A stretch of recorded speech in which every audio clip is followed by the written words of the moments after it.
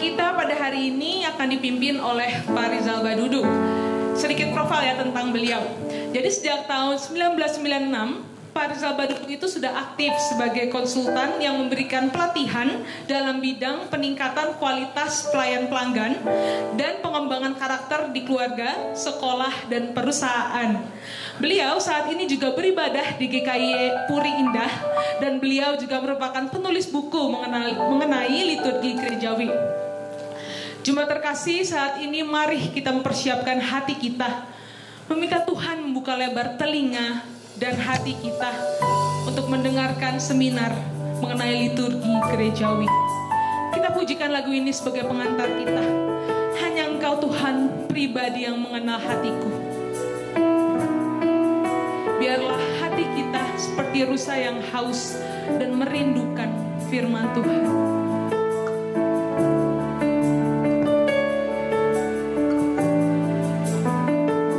Seperti rusa yang haus, rindu aliran sungaimu.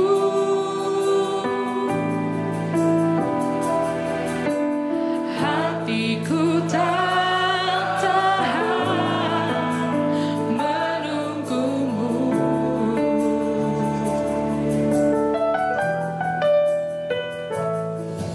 Bagai padang gersang menanti datangnya hujan,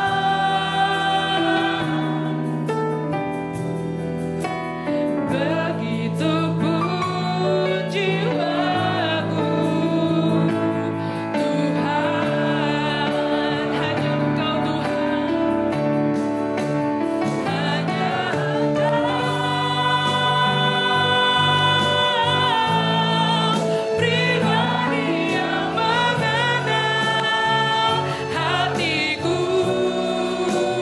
Tiada yang tersembunyi bagimu, seluruh isi hatiku Kau tahu dan bawaku untuk lebih dekat lagi padamu. Tinggal dalam indahnya dekapan. Kita pujikan lagu ini sekali lagi. Seperti rusa yang haus, rindu aliran sungaimu.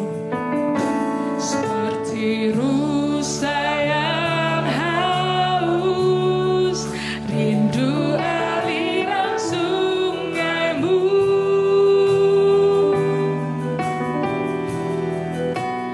Hatiku tak tahan menunggumu. Bagai padang gersang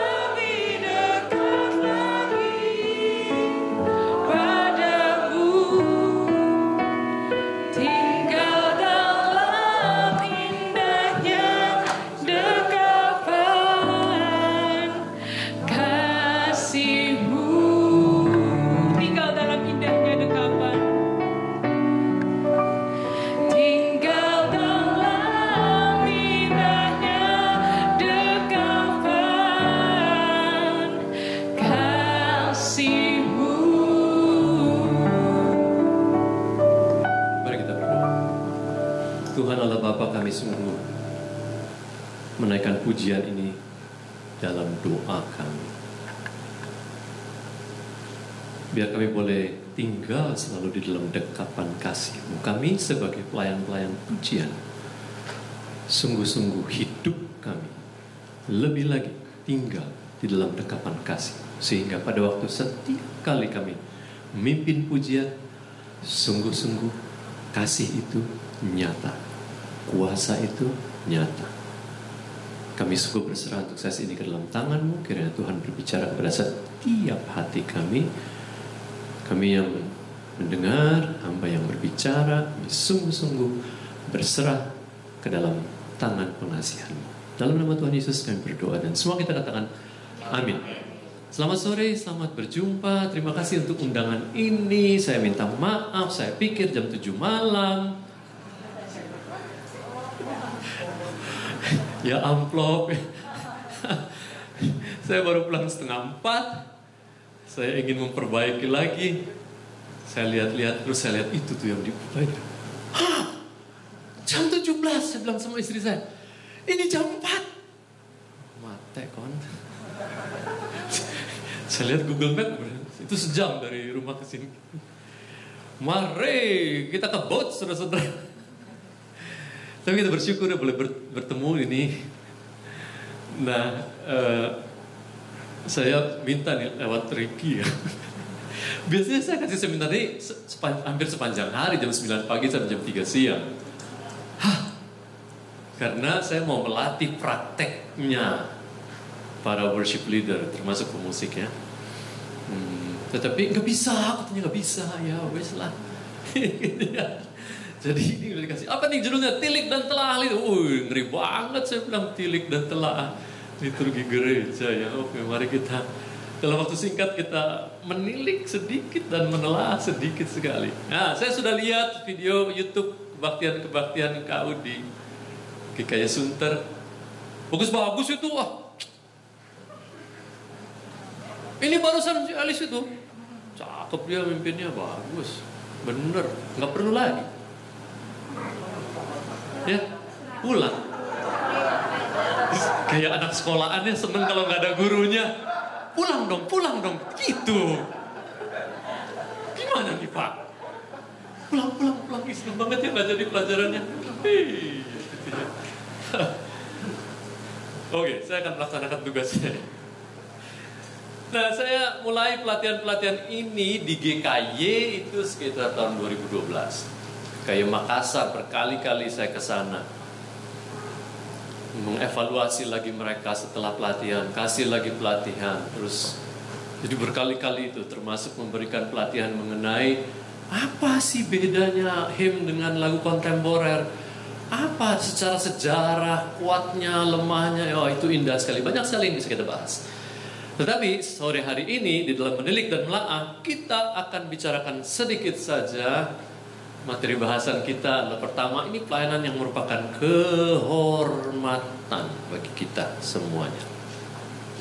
Bagaimana kita memandang itu waktu kita naik ke mimbar itu, dengan sikap seperti itu, sejak kita menerima penugasan itu. Waktu kita memandang ini sebagai pelayanan yang penuh kehormatan, kita beda memperlakuannya. Nah, banyak liturgis begini.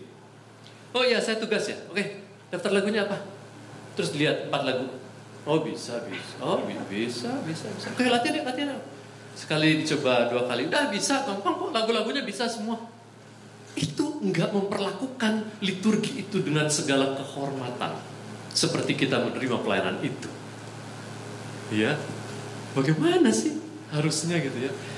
Maka kalau kita mengerti esensi ibadah itu indah sekali. Dan saya selalu akan bahas bagaimana kita bukan aja pada waktu kita berdiri di sini memimpin ibadah, bukan, tetapi waktu kita duduk di situ sebagai jemaat, apakah kita menghormati ibadah itu seperti esensinya? Karena waktu kita duduk sebagai jemaat menghormati esensi ibadah itu dengan sungguh-sungguhnya, waktu kita berdiri itu lain sekali. Kalau kita berdiri sebagai liturgis beda dengan waktu kita duduk sebagai jemaat. Ini jadi panggung sandiwara. Oh, ini jadi performance namanya. Gitu. Makanya orang memandang ibadah itu sebagai rundown. Tuh kalau IO gitu ya. Rundownnya gimana nih? Itu bukan rundown ibadah itu. Jadi kalau esensinya begitu, bagaimana kita mengekspresikannya? Dan liturgi itu adalah ekspresi ibadah. Waktu kita memahami liturgi itu seperti apa, kita mengekspresikannya dengan indah sekali. Dan nanti ada banyak teknik yang saya nggak sempat latihkan. Gitu ya. Tadi Elis sudah menunjukkan dengan baik cara dia memimpin, itu baik sekali. Nah, kalau ada yang lebay nih kayak gini ya, mau masuk ref gitu kan, dia memimpin ke sini nih, memimpin jemaat nih. Gak perlu, kayak tadi tuh gak perlu. Kenapa? Udah janjian kok. Habis ini apa? Habis ini apa?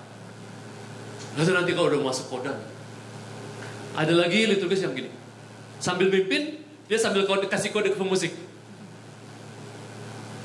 Terus jadi si jemaatnya, ini sebetulnya lagi apa sih dia? Oh, lagi ngasih komunikasi ke situ. Gak perlu. Apalagi di gereja seperti kita, nggak perlu.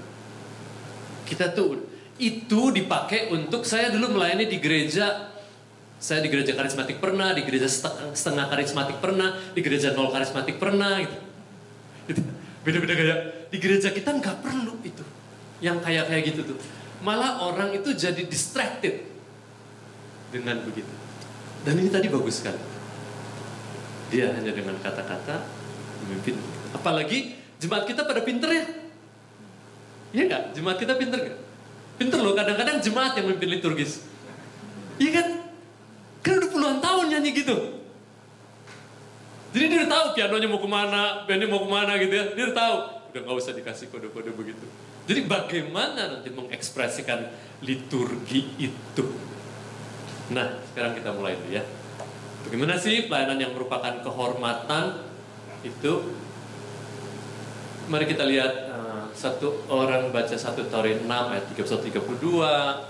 Yang lain buka 1 Tawarin 23 ayat 5. Inilah orang-orang yang ditugaskan oleh Daud memimpin nyanyian di rumah Tuhan sejak tabut itu mendapat tempat perhentian. Di hadapan kemah suci, yang di kemah pertemuan, mereka melayani sebagai penyanyi sampai Salomo mendirikan rumah Tuhan di Yerusalem. Mereka melakukan tugas jabatannya sesuai dengan peraturannya. Bagus, terima kasih. Ini asli nih suara dari seorang liturgis, nih mantep banget. Cakep.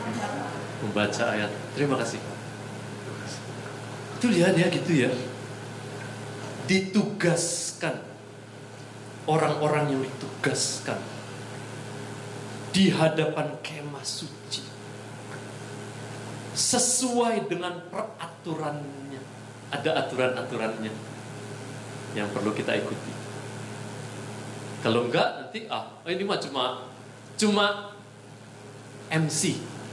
Beda banget sama MC. Beda banget. 23 ayat 5. Boleh seorang?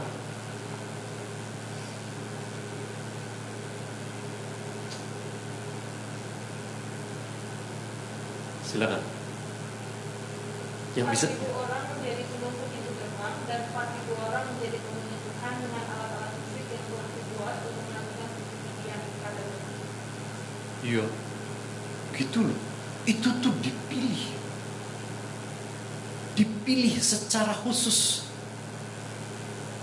dari suku yang khusus, luar biasa. Nanti kita lihat di 1 Tawarin 25 ayat 1-7. Kita nggak akan baca semuanya. 1-7 tuh ayat 25. Anda browse aja langsung begitu. Ayat 7 aja kita baca. Ya, itu kan dipilih dari keluarga-keluarga tertentu. Ya, ayat 7 kita baca. Jumlah mereka bersama-sama saudara-saudara mereka yang telah dilatih bernyanyi untuk Tuhan.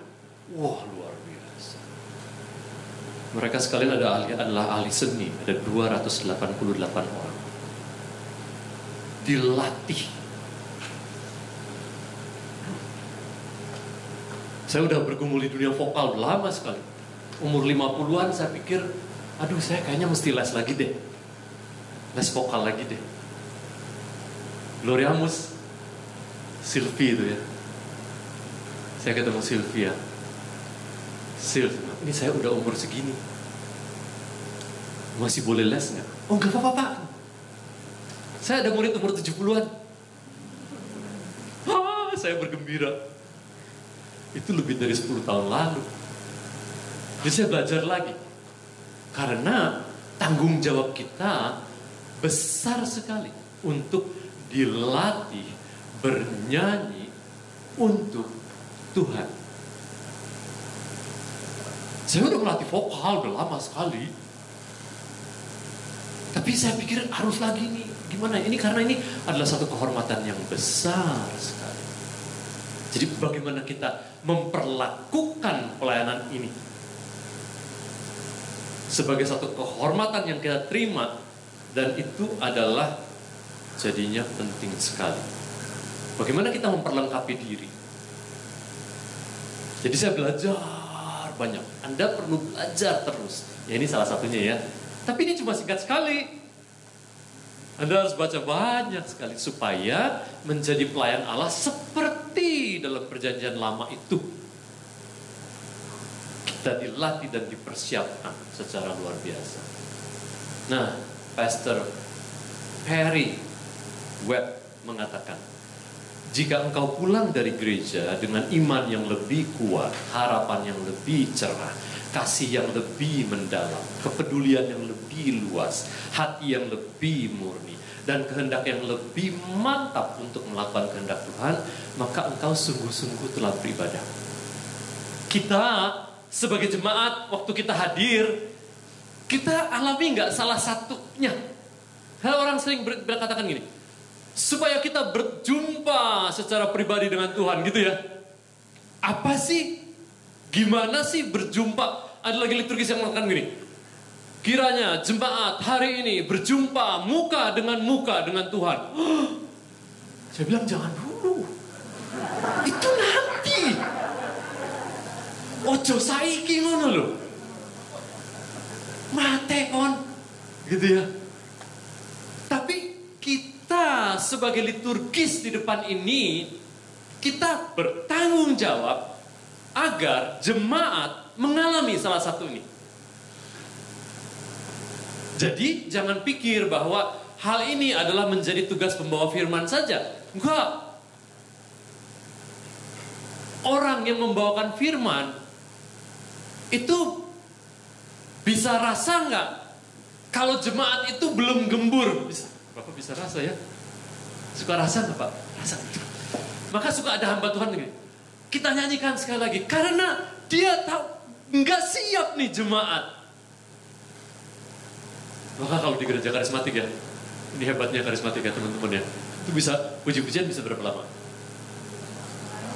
Berapa lama? Sejam. Wah, sampai katanya ada asap-asap di atasnya gitu. Bener. Anda suka ketawa sih, kurang karismatik sih kita ini. Perjanjian lama bilang begitu.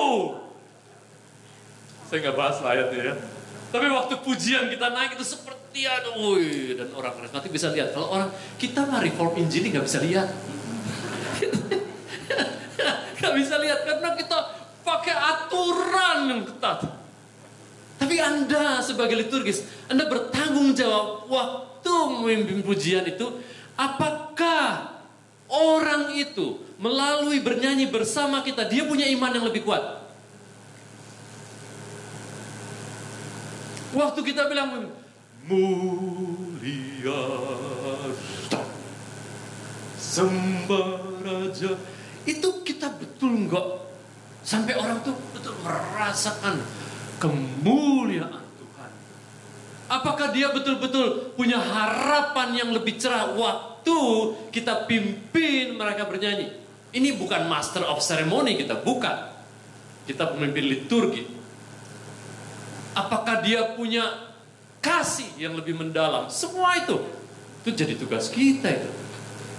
Maka kita perlu sekali memahami esensi ibadah. Karena selalu saya waktu berhadapan dengan liturgis ya, atau worship leader, saya selalu membahas dua. Dalam fungsi kita sebagai liturgos dan dalam keseharian hidup kita. Itu nyambung. Nyambung banget. Waktu kita semakin bersungguh-sungguh sebagai jemaat di hari Minggu, katakanlah begitu, kita akan lebih punya power waktu kita berdiri sebagai liturgos. Saya kalau bangun di hari Minggu pagi itu beda dengan hari-hari biasa. Saya kalau bangun di hari Minggu pagi, saya berdoa, saya bilang, Tuhan, aduh bersyukur sekali. Ini adalah Domingo, harinya Tuhan. Saya bersyukur sekali boleh tiba di harinya Tuhan. Saya akan datang ke rumah-Mu yang kudus, menyembah-Mu, mendengarkan Engkau. Ini bukan sebagai liturgi, sebagai jemaat. Apalagi kalau sebagai bertugas. Itu sampai nungging-nungging saya doanya, istilahnya ya. Hari Sabtunya itu. Anda tahu nggak, teman-teman saudara sepupu kita Muslim sekarang ini banyak yang nggak mau sebut hari Minggu. Mereka sebutnya hari Ahad dalam bahasa Arab. Ahad. Kenapa? Karena kata Minggu itu katanya orang Kristen, dan itu adalah harinya Tuhan, Tuhannya orang Kristen. Kita nggak mengakui Minggu itu. Jadi mereka bilang jangan sebut Minggu, Ahad. Kita itu kehormatan bangun di hari Minggu dan kita datang ke rumah Tuhan untuk beribadah. Wih, luar biasa ya. Maka kita lihat beberapa arti kata ibadah. Abodah dalam bahasa Ibrani, sikap membungkukkan badan, tanda hormat seorang hamba di hadapan tuannya. Waktu kita datang ke ruang ibadah, sikap hati kita tuh membungkuk atau enggak. Makanya zaman dulu gereja-gereja itu dibangun tinggi sekali. Kenapa begitu? Secara psikologis, kalau kita masuk ruangan yang tinggi, kita tuh rasa kecil, gitu ya. Terus kita jadi lebih menghormat. Lihat ya teman-teman Katolik, kalau masuk gereja, beda nggak dengan orang Kristen? Beda. Orang Kristen kenapa gitu? Banyak gerejanya di ruko soalnya. Iya kan? Jadi biasa aja lah ya gereja biasa aja. Saya nggak sedang merohanikan ruang gereja, nggak. Tapi sikap hati kita waktu mau datang beribadah itu gimana? Kedua, latreia, berbakti, melayani, menyembah, mengabdi, memuja, memuliakan. Kita waktu datang hari Minggu ke rumah Tuhan punya sikap itu enggak? Waktu kita datang sebagai jemaat dengan sikap itu, waktu kita berdiri kita pakai sikap yang sama. Kita enggak sedang bersandiwara seperti perform, enggak. Waktu kita berdiri di depan kita lebih lagi membungkukkan badan dan hati kita karena ketidaklayakan kita untuk memimpin di depan ini enggak layak. Amen. Ketiga, bahasa Yunani proskuneo yang dipakai oleh Yesus ketika bertemu dengan wanita Samaria di sumur itu. Dia bilang, siapa yang kamu sembah? Kita menyembah Allah yang ada di sini. Oh, Allah yang tidak kenal. Itu kata proskuneo, sujud menyembah ke tanah, mencium kaki atau jubah, seperti anjing yang mencium tangan majikannya. Yohanes 4 peristiwa itu, proskuneo.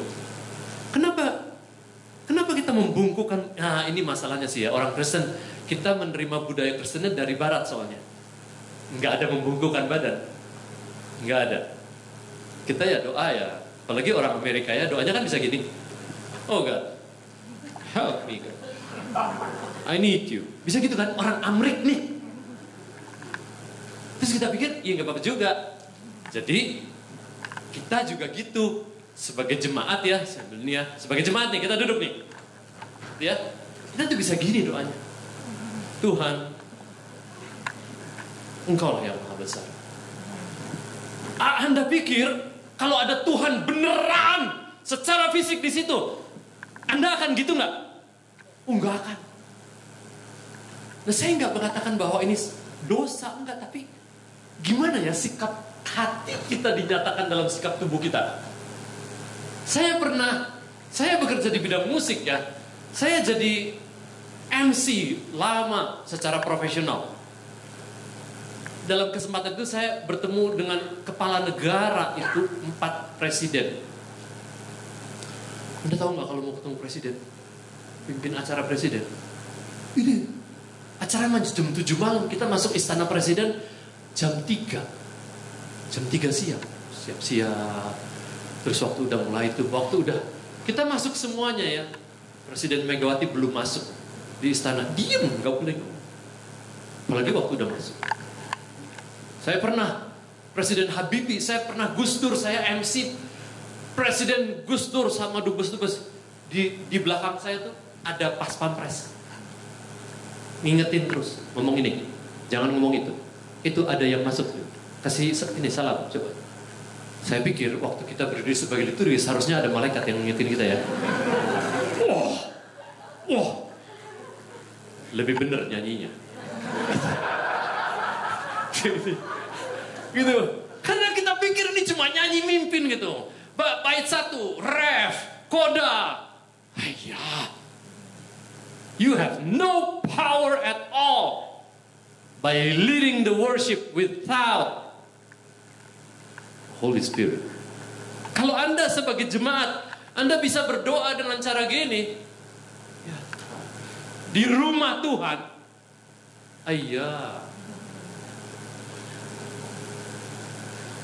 Waktu kita datang di gereja hari Minggu, gimana sikap hati kita? Waktu kita sebagai jemaat, sungguh menghormati Tuhan di rumah Tuhan. Waktu kita datang sebagai liturgis, wah, lebih-lebih lagi.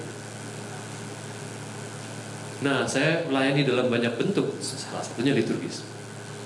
Tetapi kalau udah mau berangkat hari Minggu di gereja, ke gereja, itu saya bilang sama istri saya, sejak anak-anak kami kecil, anak kami 4 ya, sejak kecil, saya bilang gini, hari Minggu nggak boleh ada pertengkaran apapun. Waktu mau berangkat ke gereja, apalagi waktu kita melayani. Karena saya mau sungguh-sungguh siapin hati. Jadi istri atur operasionalnya. Kalau ada sedikit-sedikit selek, udah dibiarin, jangan dibikin perkara. Karena apa? Kita suka gitu ya. Di mobil berantem, apa sih manusia itu? Mulanya sampai di parkiran gereja, turun gereja, ketemu hamba Tuhan, selamat pagi, langsung cium gitu. Tapi waktu di mobil marah-marah kita sama istri dan anak-anak kita gitu. And you will have no power in serving God in that kind of situation. Enggak. Karena kita enggak sedang melakukan abodah, proskuneo, latreia, enggak. Kita sedang bertugas mimpin lagu. Menurut. Wow. Sayang banget ya. Nah, ini saya secara cepat aja nih, ibadah berdasarkan cakupannya ya. Adalah model dan gaya musik dan puji-pujian, adalah ibadah, adalah kebaktian, dan sampai Roma 12 ayat 1 ya, keseluruhan hidup kita. Jadi dari yang paling kecil sedikit ke yang lebih besar, dan yang paling besar adalah di situ. Jadi waktu kita bertugas sebagai liturgis atau worship leader, pertanyaannya selalu adalah apakah hidup kita semakin sama seperti hamba Tuhan yang bawakan firman, jaga banget hidupnya ya, sesuai dengan firman Tuhan nggak? Jangan pikir kita liturgis nggak seperti gitu. Waktu Anda memimpin lagu itu, apakah Anda sungguh-sungguh merenungkan makna lagu itu dan menerapkan lagu itu dalam kehidupan sehari-hari? Makanya dalam persiapan jadi liturgi saya sering itu, ini saya nggak usah ditiru di rumah ya, kadang-kadang saya lebay kali. Tapi bisa hampir seharian saya Sabtu mempersiapkan diri sebagai liturgis.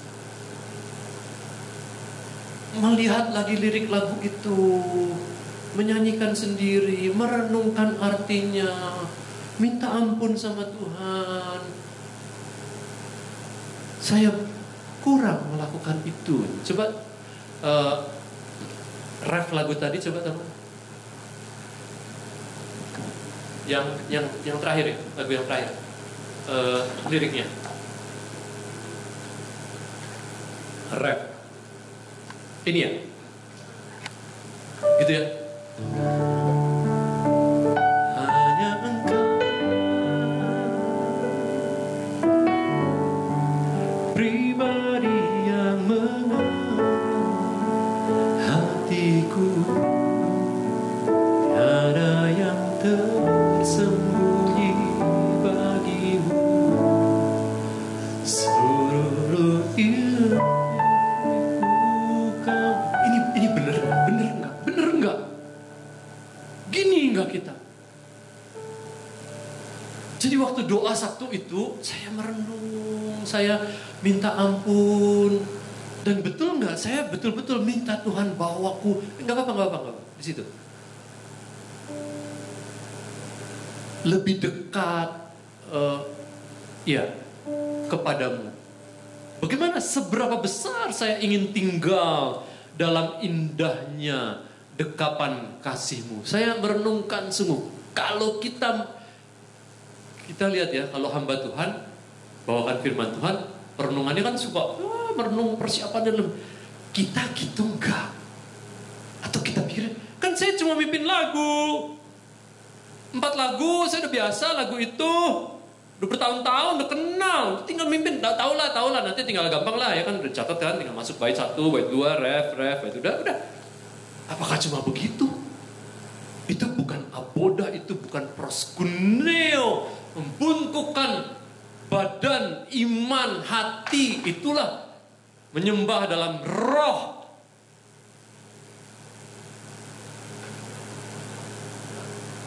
Dan selalu bertanya keseluruhan hidup kita, apakah hidup kita itu sebagai persembahan yang hidup, yang kudus, berkenan kepada Allah? Karena itu adalah ibadah kita yang sejati. Bukan waktu mimpinnya ini. Bukan.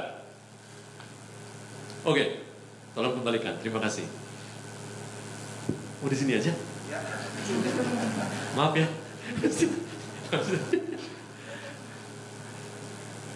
Terus berdasarkan transformasinya, Roma 12 ayat 1-3 itu transformasi diri kita. Roma 12 ayat 4-16 transformasi gereja. Roma 12 ayat 17-21 nanti transformasi masyarakat, gitu ya. Nah, kita bertugas untuk melihat diri kita terus bertransformasi sesuai dengan firman Tuhan enggak? Kita bertumbuh terus enggak? Di dalam keluarga kita, kasih kita makin besar enggak? Hidup kita semakin menjadi puji-pujian enggak bagi Tuhan? Waktu kita melakukan itu semua di belakang layar, maka pada waktu kita berdiri sebagai liturgis, then you will have the power of God. Lebih lagi dari sekadar hal-hal teknis mengenai mimpin lagu. Nah, sekarang kita lihat sekarang apa sih liturgi itu? Itu adalah ekspresi dari abodah tadi. Ekspresi dari latreia, dari proskuneo itu disusun sedemikian rupa. Maka ini adalah arti kata liturgi. Ya, arti kata sebetulnya dalam bahasa Yunani adalah public service dari litos dan ergon. Ergon itu sebetulnya bukan cuma work, tapi panggilan, life calling, gitu ya. Urutan acara yang telah distandarisasi dalam sebuah ibadah keagamaan Kristen. Prosper Gueranger mengatakan liturgy is the entirety, keseluruhan of symbols, hymns, and actions by which the church manifests and gives expression to its worship of God. Aduh, kalau kita sungguh menyadari bahwa kita sedang membawa jemaat itu untuk menyembah Allah, kita akan melakukan yang berbeda.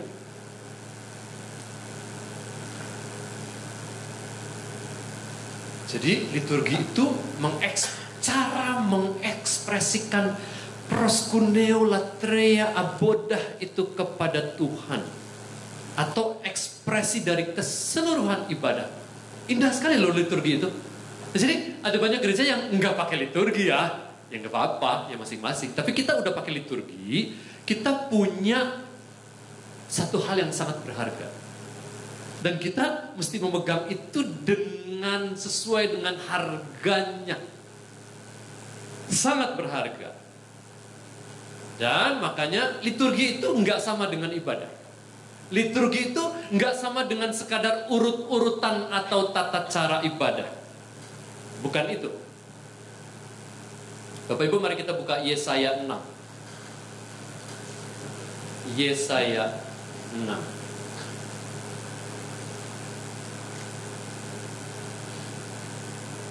Ini indah sekali karena landasan dari liturgi kita juga yang dipakai oleh GKY itu adalah dari Yesaya 6 ayat 1 sampai 9. Jadi dari situ kita lihat ringkasannya di sini ya sekarang ya, sambil Anda mengikuti di situ. Ya. Aku melihat Tuhan duduk di atas tahta yang tinggi. Yesaya ya, begitu ya. Waktu Yesaya mendapat panggilan Allah itu.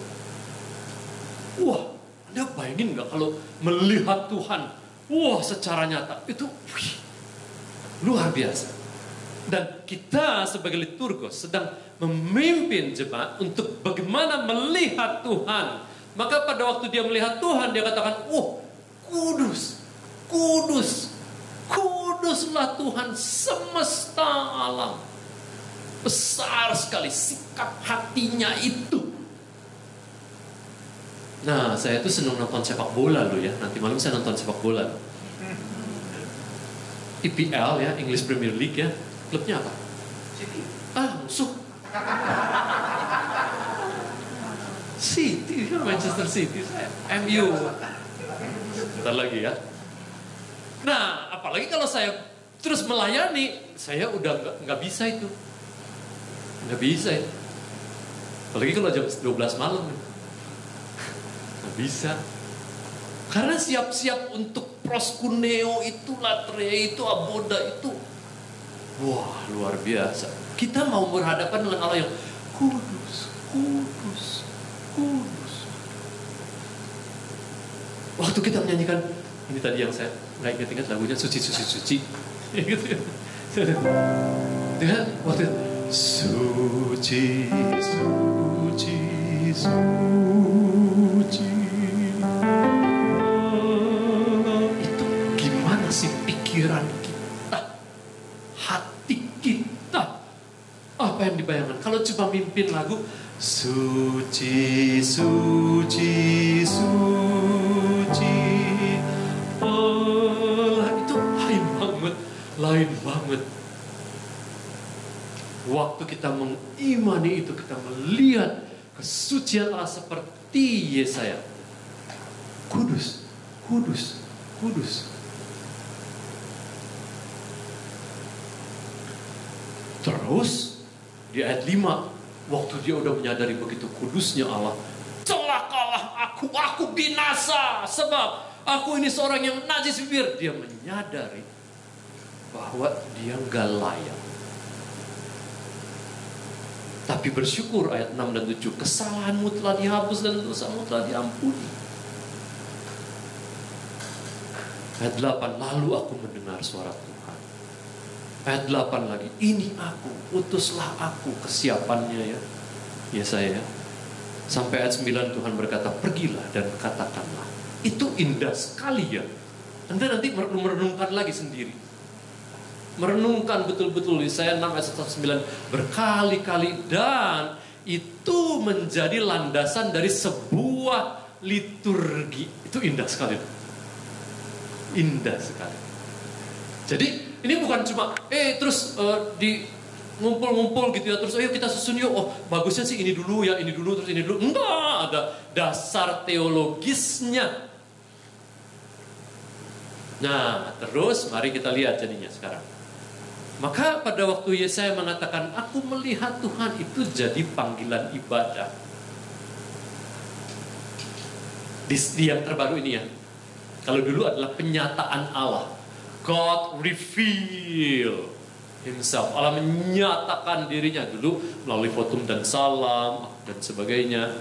Sekarang langsung gak ada penyataan Allah.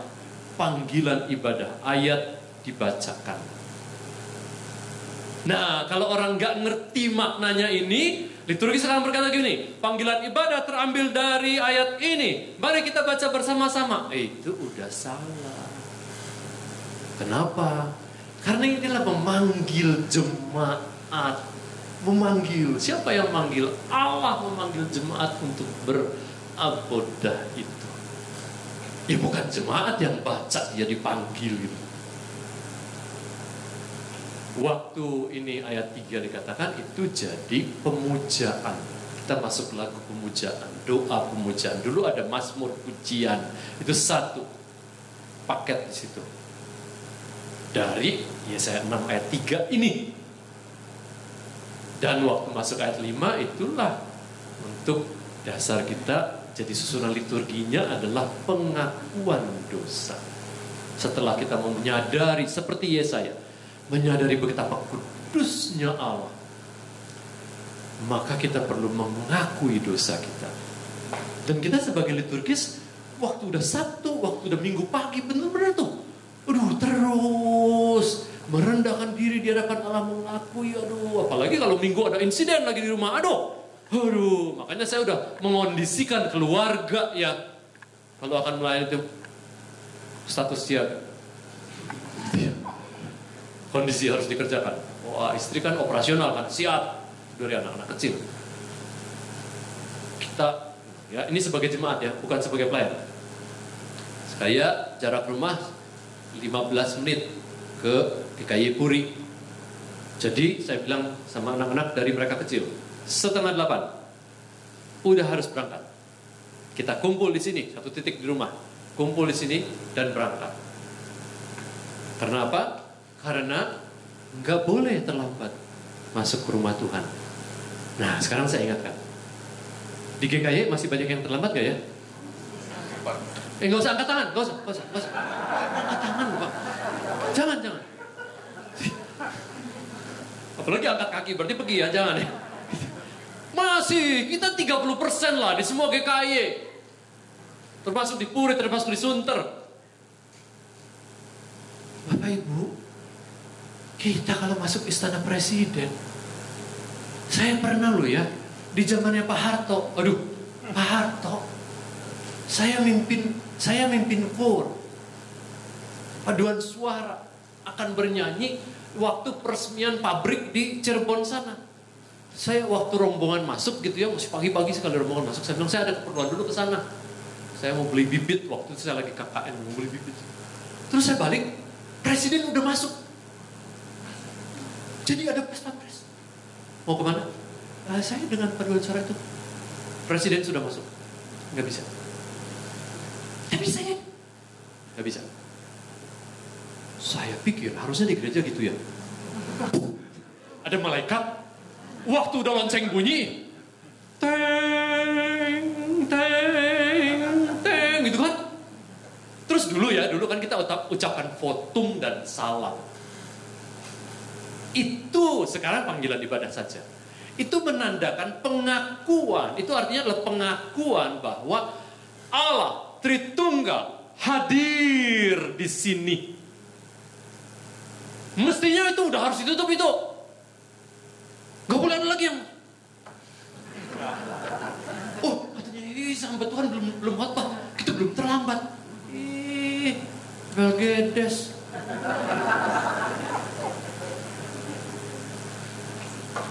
Ada, apalagi sebagai liturgis ya. Ini nggak ada lagi ya waktu jadi jemaat itu datang telat ya. Siap? Kayaknya nggak berani. Piye. Siap orang? Siap? Bener ya?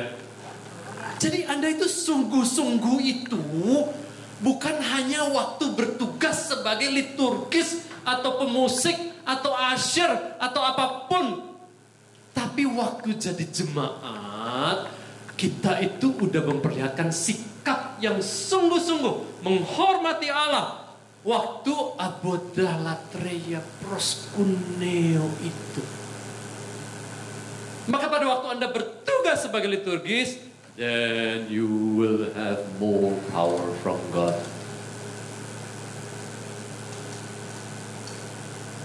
Nyambung nih antara tugas sebagai liturgis dengan kehidupan pribadi. Sebagai Anda berdiri di depan dengan duduk di sana sebagai jemaat harus nyambung. Sekarang saya tanya, Anda waktu jadi liturgis semangat nggak? Semangat loh ya, kan di depan, kan dilihat orang. Sekarang saya tanya, waktu Anda duduk di situ menyembah Tuhan sebagai jemaat, waktu sama nggak semangatnya? Mestinya podo ku podo-podo. Kalau enggak, artinya apa? Artinya saya sedang perform.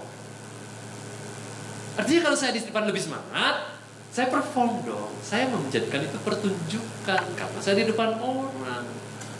Saya di sini atau saya di situ, saya berada dan berdiri di hadapan Allah yang Maha Kuasa, Allah semesta Allah. Amin. Maka terlebih dulu, ini sebelum jadi bahas liturgis ya secara teknis ya, kita mau memperbaiki sikap diri kita sebagai anggota jemaat, sebagai anak Allah dalam beribadah itu. Coba sekarang, godaannya apa waktu hamba Tuhan memimpin doa? Godaannya apa coba bagi kita yang sedang duduk sebagai jemaat? Godaannya apa? Hamba Tuhan sedang memimpin doa. Godaannya bagi kita apa? Ngantuk, oke. Kalau dalam bahasa karismatik itu ada roh ngantuk. Kita nggak punya roh yang gitu. Lu sih terlalu reform injili. Oke, godaannya apa lagi? Apa? Betul. Terima kasih atas pengakuan dosa itu. Betul. Terlalu mudah pikiran kita itu kemana-mana. Terlalu mudah. Nggak ada yang lihat kok. Jadi, sekarang waktu Anda sebagai liturgis, Anda mundur sedikit ke belakang. Hamba Tuhan memimpin doa. Waktu hamba Tuhan berdoa, Anda gimana? Ikut doa dengan cara apa? Setiap kalimat waktu hamba Tuhan berdoa, amin Tuhan, dalam nama Yesus. Benar, aku juga meminta itu. Amin. Anda terus berkata-kata seperti itu. Anda akan menikmati ibadah itu lebih. Anda akan lebih bersungguh-sungguh daripada cuma meneng-meneng ngerungu itu loh. Oh gitu doanya. Yang ini lebih asik ya doanya ya. Wow, ini dalam. Oke, wow. Kan kita tergoda untuk gitu ya. Apalagi kita terus sering menilai doa lagi. Ya doanya begini. Itu roh ngawur lagi masuk. Gitu. Nah jadi waktu Anda sebagai jemaat dan waktu sebagai pemimpin pujian, Anda melakukan hal yang sama. Berdoa di dalam roh dan kebenaran dan mendukung. Sekarang, waktu Anda mendengar hamba Tuhan berdoa, berkhotbah, gimana coba sikap? Apalagi waktu hamba Tuhan menantang, menantang untuk ambil keputusan sesuatu. Wah, saya udah perang tuh secara rohani. Iya Tuhan, berilah kuasamu, terus kuasamu sampai doa berkat. Itu penting sekali. Doa berkat, godaannya kita apa? Ngapain kita waktu doa berkat? Apa? Kita mikir apa?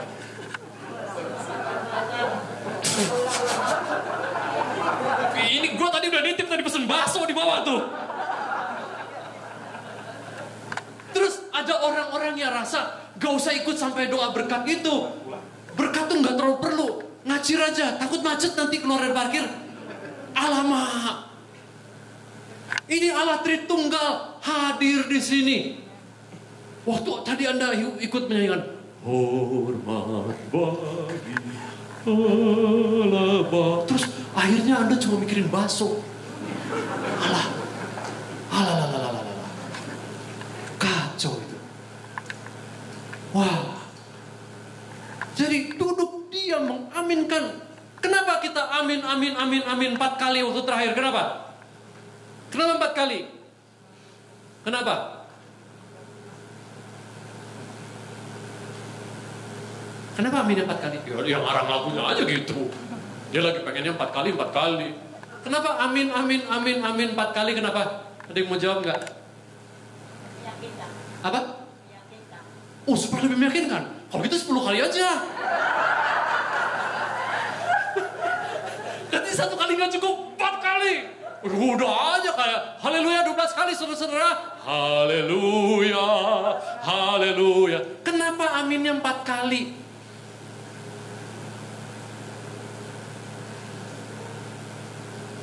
Garo.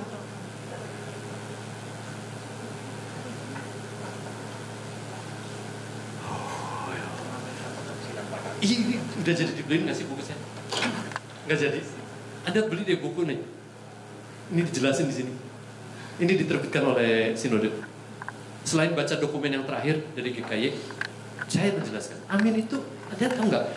Berkat, doksologi berkat itu adalah dari Yesus Kristus, Allah Bapa dan Roh Kudus, dan merespon kepada itu satu persatu. Berkat itu dari Yesus Kristus, amin. Dari Allah Bapa, amin. Dari Roh Kudus, amin. Untuk ketiga itu saya ucapkan amin. 4 kali. Kalau kita nggak ngerti itu, Anda cuma sekedar mengucapkan amin, amin, nggak ada maknanya. Makanya orang nggak berpikir basuh karena nggak ngerti. Tapi waktu hamba Tuhan memberikan berkat, wah, saya bilang waktu dikasih berkat, amin, ya amin. Terus waktu menyanyikan amin, sungguh-sungguh saya mau berkat itu yang diberikan melalui hamba Tuhan, aku ucapkan amin atasnya, tiga-tiganya di dalam Allah Tritunggal. Karena tadi kita mulai dengan penghormatan kepada Allah Tritunggal dan kita tutup dengan penghormatan kepada Allah Tritunggal. Kita katakan amin, amin, amin, amin. Dan Anda akan puas sekali. Anda akan puas telah menghadiri ibadah itu. Kalau enggak, ini cuma jadi acara biasa. Terus ya, 6 dan 7 adalah pengampunan dosa. Ayat 8 itu adalah proklamasi, termasuk firman Tuhan di situ. Dan ini adalah dedikasi dan pengutusan. Itulah liturgi itu jadi begitu dengan dasar Yesaya 6 ayat 1-9. Secara teologis itu kuat sekali.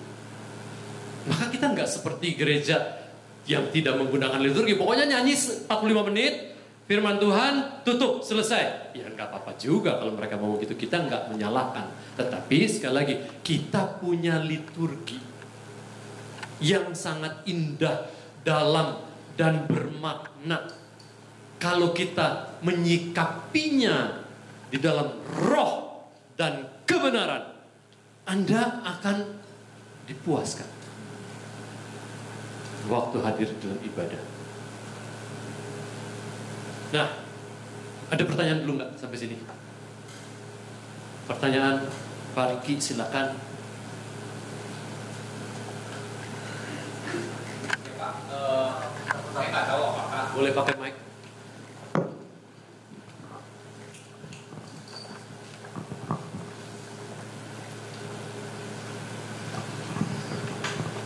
Saya nggak tahu apakah pertanyaan saya ini juga menjadi pertanyaan banyak orang.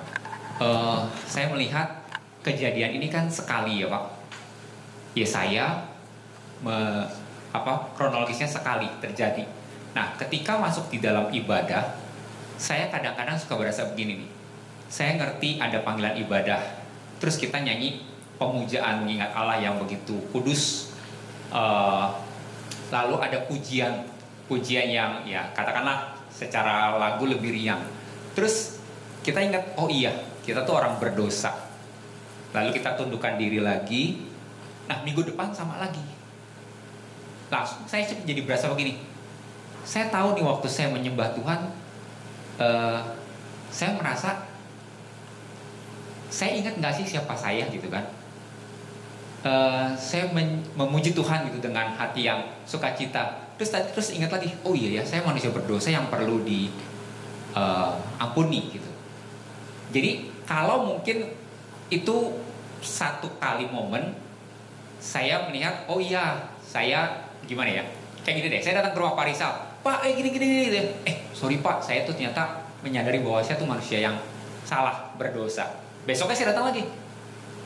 Tingkatannya kan saya, halo Pak, apa kabar? Gimana Pak? Terus, iya Pak, saya ingat nih saya manusia berdosa lagi gitu. Okay. Jadi yang saya pikir, kadang-kadang suka waktu nyanyi tuh ya jadi mikir, aduh iya nih, abis ini saya ngaku dosa lagi nih gitu. Kebayang ya Pak ya situasinya gitu. Kira-kira kebayang kan? Oke, thank you. Makanya ya, Ratapan 3 ayat 23 bunyinya gimana?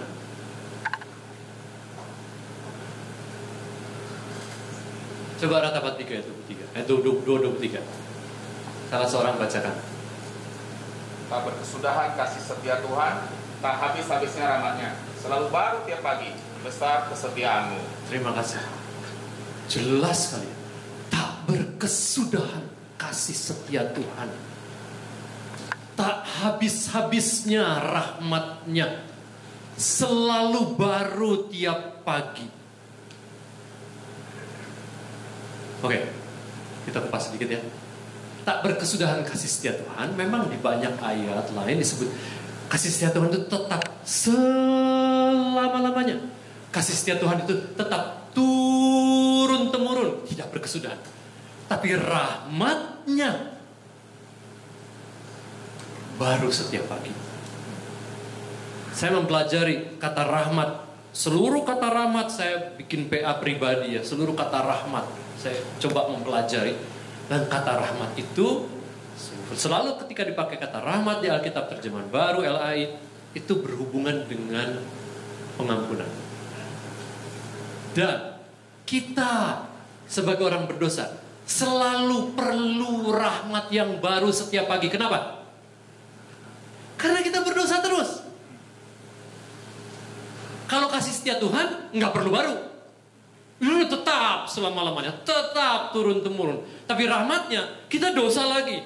Rahmat lagi baru setiap pagi. Dosa lagi, rahmat lagi setiap baru. Maka pada waktu masuk pengakuan dosa, kita bilang seperti Mazmur 51. Tuhan, terhadap Engkau sajalah aku berdosa. Dan waktu kita mendengar ayat pengampunan dosa, memang kita dilayakan. Memang kita enggak layak. Memang kita dilayakan. Oleh sebab itu, kenapa kita selalu berdoa di dalam nama Tuhan Yesus? Kenapa begitu? Karena 1 Korintus mengatakan bahwa di dalam Kristus, semua doa kita adalah amin. Di dalam nama Yesus itu adalah seperti cek tanda tangan Yesus. Karena kalau kita minta sendiri, enggak pakai di dalam nama Tuhan Yesus, kita minta sendiri. Ora payu. Enggak laku. Kita tuh enggak bisa. Enggak layak. Makanya kita bilang, di dalam nama Tuhan Yesus, dilayakkan permintaan kita. Jadi kalau Anda punya perasaan, kan saya lagi salah lagi. Gak apa-apa, Tuhan juga tahu. Dan indahnya adalah Tuhan memandang kita dari balik salib Kristus. Dengan rahmatnya yang baru setiap pagi. Gak apa-apa. Cuma ada orang yang secara emosional menggunakan, aduh kok saya berdosa lagi ya, terus rasa nggak bisa memuji. Anda harus mengerti ayat-ayat firman Tuhan banyak sekali yang mengatakan dosa kita sudah diampuni, bahkan yang terus nanti. Tetapi yang rusak adalah hubungan kita dengan Tuhan pada waktu kita berdosa. Hubungan kita. Maka termasuk dalam ibadah pribadi kita ataupun di gereja kita, itu kita mengakui dosa kita lagi. Makanya saya nggak setuju waktu liturgis mengatakan begini, kalimatnya begini. Kita masuk ke dalam pengampunan dosa, ke dalam pengakuan dosa kita. Saudara-saudara, Bapak Ibu yang dikasihi Kristus, mari kita akui dosa-dosa kita selama seminggu ini.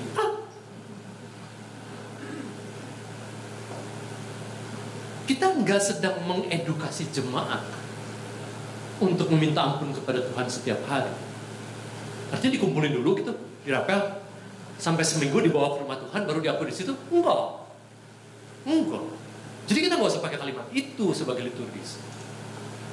Karena jemaat yang bertumbuh terus akan menggunakan itu setiap hari, dan dengan beriman kepada rahmat-Nya yang baru setiap pagi, kita jadi diterima lagi, dilayakan lagi, dibenarkan lagi hubungan kita, dan kita boleh memimpin pujian itu sebagai liturgis. Indah ya, gitu ya. Mudah-mudahan menjawab ya. Terima kasih. Sekarang saya lanjutkan dulu. Mari kita lihat ini. Nah, sebetulnya liturgi itu adalah komunikasi. Ini sudah saya susun menurut yang baru ya. Dari prelude dan postlude sebetulnya tidak termasuk dalam sekarang yang baru ini. Jadi itu adalah, jadi begitu dia. Jadi diperbesar ya. Oh gitu. Gak apa, ini gak perlu terlalu dibaca. Tapi ini adalah urutannya semuanya ya. Jadi kita lihat sekarang. Lihat ya, ini adalah di dalam ibadah itu Allah berkomunikasi dan kita berkomunikasi. Selalu tuh gitu. Jadi kita lihat di dalam prelude itu Allah berkomunikasi ya. Ada penyataan Allah, ada lonceng, ada prosesi menyatakan bahwa Allah Tritunggal ini hadir di sini. Ya, terus kita dengan saat teduh kita, dengan nyanyian kita tuh berkomunikasi kepada Allah. Terus di nomor 2 itu panggilan beribadah, siapa yang berkomunikasi? Siapa? Sini. Siapa? Banyak makhluk halus. Suaranya kedengeran enggak gitu. Siapa yang berkomunikasi di dalam panggilan beribadah? Allah atau kita? Allah. Dia memanggil kita untuk beribadah. Jadi waktu kita mendengar, membaca ayat itu, baca Mazmur, baca apapun, masuklah gerbang itu. Wah, kita sungguh bersyukur. Saya dipanggil. Tadi Pak Riki bilang, kan gak layak, kita udah berusaha, tapi saya dipanggil, diundang. Bersyukur sekali. Kemudian waktu pemujaan, siapa yang berkomunikasi? Kita memuja Allah. Jadi waktu Anda menyanyikan itu, dan bawalah, itu betul-betul aduh saya kepada Tuhan nih. Anda akan bernyanyi dengan berbeda sekali. Kemudian pengakuan dosa, kita berkomunikasi kepada Allah. Pengampunan dosa, siapa yang berkomunikasi? Allah. Ini juga ada, karena ada ayat di situ. Kemudian janji pengampunan dosa dan nyanyian syukur. Kemudian proklamasi, kita terlebih dahulu mengakui iman rasuli. Nah, nanti Anda baca di buku ini pengakuan iman rasuli. Sebetulnya apa sih pengakuan iman rasuli? Credo. Pengucapan keyakinan itu bukan doa. Kalau Anda berdiri di depan sebagai liturgis, Anda mengedukasi jemaat. Kalau Anda membawakan pengakuan iman rasuli dengan begini, berdoa, Anda menutup mata, itu enggak begitu sebetulnya. Itu adalah tangan ke pinggir, sikap mengucapkan, begitu.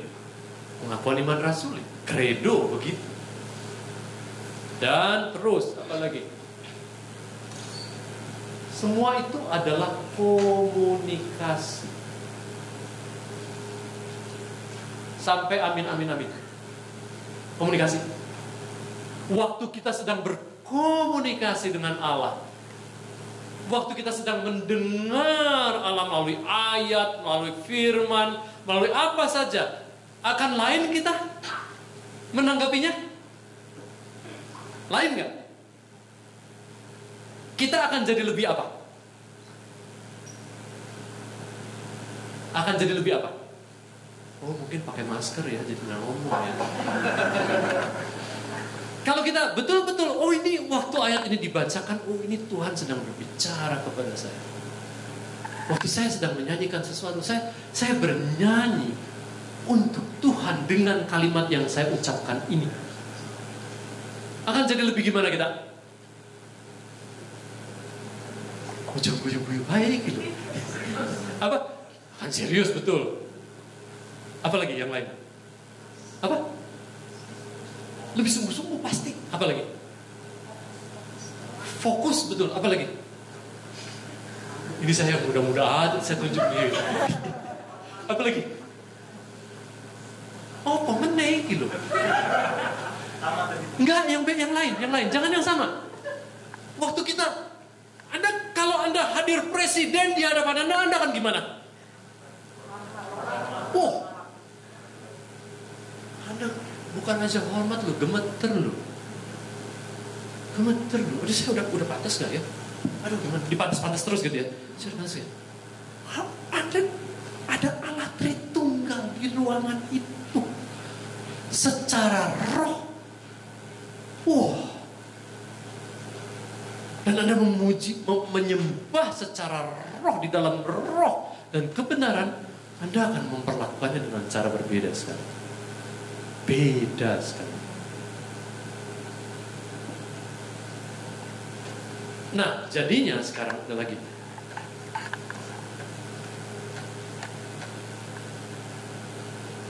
Jadi itu adalah, sekarang gimana sih peran liturgi yang tadi itu dan peran kita liturgi serta pemusik itu gimana coba? Di dalam komunikasi ini sepanjang ibadah itu. Ini adalah peran liturginya. Satu, liturgi itu memberi landasan, seperti tanda kutip, memberi landasan bagi Tuhan untuk menyampaikan pesan kepada jemaat melalui ayat, melalui khotbah, melalui berkat, bahkan melalui doksologi, melalui berkat. Dia sedang berbicara kepada kita. Itu landasannya untuk komunikasi Allah kepada jemaat. Dan dengan liturgi itu menggemburkan hati jemaat untuk mendengarkan Tuhan. Itu melalui liturginya. Nah, sekarang tugas liturgis dan pemusik apa? Satu, itu membawa jemaat menyembah kepada Tuhan. Itu tugas yang penting sekali. Anda punya gerbong, Anda sebagai lokomotifnya untuk membawa ini menyembah Tuhan yang Tuhan semesta alam. Dan tugasnya adalah menolong jemaat untuk menyembah Tuhan dalam roh dan kebenaran. Bagaimana kalau kita nggak menyembah dalam roh dan kebenaran? Kita yang berdiri di sini. Kita hanya mimpin lagu, pimpin rundown ibadah itu. Nggak ada kuasanya. Nah, jadinya jemaat itu mengalami momen-momen yang menandakan pertemuan dengan Tuhan. Saya kalau lagi memimpin ya, di atas ya. Di atas gitu ya. Terus saya lihat tuh ada jemaat yang gak sungguh-sungguh. Saya doa keras sekali sambil memimpin. Saya doain tuh jemaat tuh. Oh, saya perang gitu. Secara rohani, Tuhan tolong. Oh, saya lebih bersemangat. Kita kalau melihat banyak jemaat yang gak bersemangat, kita akan cenderung gimana secara manusiawi? Kita down. Kita lakukan yang kebalikannya. Waktu ada banyak yang gak semangat, kita doa di dalam roh sambil memimpin pujian itu. Tuhan, jamahlah hati orang supaya bangkit imannya melalui kalimat-kalimat lagu ini. Wow.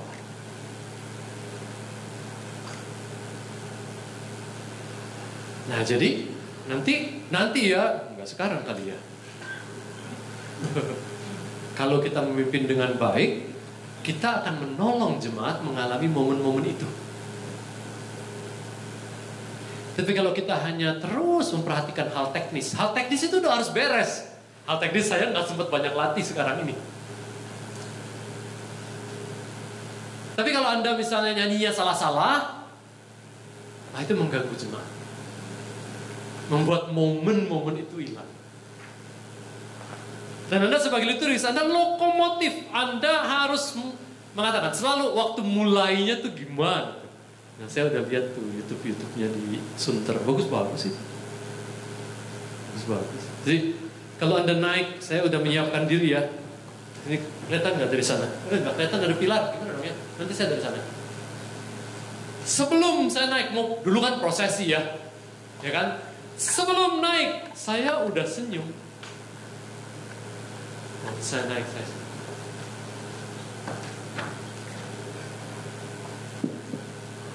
Shalom. Jadi waktu saya masih di bawah, saya udah setel. Saya senyum. Senyum waktu berjalan di sini. Bersyukur ya kesempatan kehormatan ini. Melihat jemaat, melihat yang di balkon. Lalu saya katakan satu, Shalom, sambil menatap dan tersenyum. Oh beda. Ada liturgis yang mulai gini.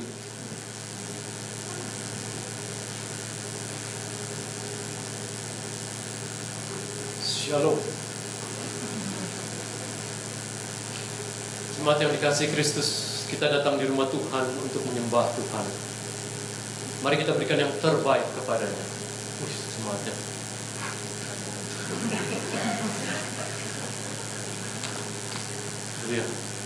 Iya.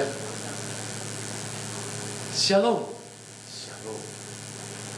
Jemaat yang dikasihi Tuhan, kita sungguh bersyukur boleh datang di rumah Tuhan. Apa pengaruhnya buat jemaat? Apa pengaruhnya? Oke, ya, saya di dalam iman saya mendengarkan hal itu. Oke. Dan satu, saya selalu berkata begini, Shalom itu adalah sepadan dengan Assalamualaikum warahmatullahi wabarakatuh. Di dalam bahasa Arab, Assalamualaikum warahmatullahi wabarakatuh. Stop. Anda pernah nggak dengar gini? Assalamualaikum warahmatullahi wabarakatuh, saudara-saudara sekalian. Pernah nggak dengar orang ini? Enggak. Karena satu kata yang begini sendiri. Assalamualaikum warahmatullahi wabarakatuh. Waalaikumsalam. Sama dalam bahasa Ibrani. Shalom. Shalom. Apalagi kalau kalimat kedua. Shalom jemaat yang dikasihi Kristus, selamat pagi. Jemaatnya mau selamat pagi atau mau shalom? Kan bingung. Terus ada yang selamat pagi, ada yang shalom. Itu kesalahan kecil sekali. Tapi itu satu yang gak tepat dengan kata shalom. Kalau lihat film-film orang Yahudi, waktu masuk ke rumah orang, shalom. Shalom. Sama. Bukan, shalom anak-anakku, istriku. Enggak. Karena itu nggak harus dijawab dulu. Gitu ya. Nah, nanti waktu mau mulai, jangan ngomong panjang lebar di depan. Langsung mulai. 1, 2 kalimat, 3 kalimat, jangan 2 paragraf. Oh, banyak yang begitu. Jemaat yang dikasihi Tuhan, pagi ini saya bangun dalam suasana yang murung. Gua pikirin, jangan kesaksian. Itu bukan waktunya untuk bersaksi. Anda lokomotif, memimpin jemaat untuk menaikkan pujian kepada Tuhan. Atau ada yang dengan kalimat, ada orang-orang yang datang ke rumah Tuhan hanya karena kebiasaan. Saya ingatkan Anda ya, liturgis jangan negur-negur jemaat. Bukan fungsinya, bukan perannya. Ada jemaat yang tidak bersungguh-sungguh. Mari kita bersungguh-sungguh. Ora payu itu ajakannya. Karena dimulai dengan satu pernyataan yang antagonis. Seperti gitu. Tapi kita nggak sempat latih. Enggak. Biasanya saya latih sampai kalimatnya, sampai caranya memimpin. Saya latih di Medan, di Makassar, di beberapa GKI. Wah, senang sekali. Coba kita latih KPPK.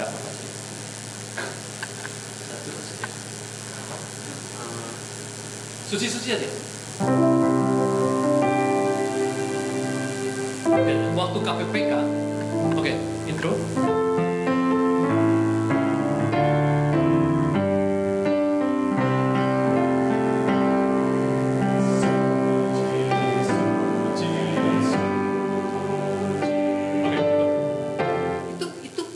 kalau di paduan suara tuh, kalau konduktor itu namanya attack.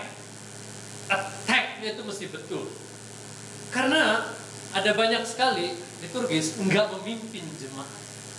Ya jemaat yang pinter-pinter, ya udah puluhan tahun nyanyi gitu, udah intronya udah tahu. Gitu ya. Ada yang, oke, masuk lagi intro, ada yang begini.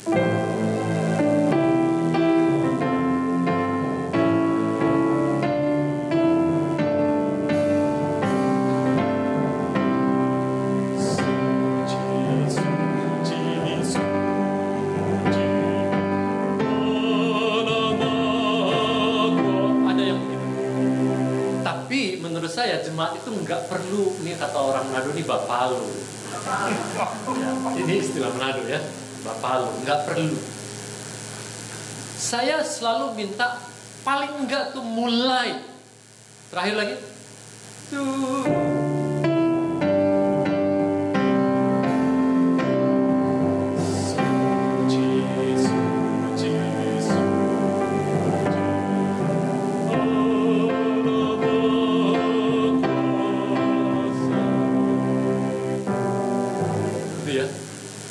Nah, sebaliknya nih.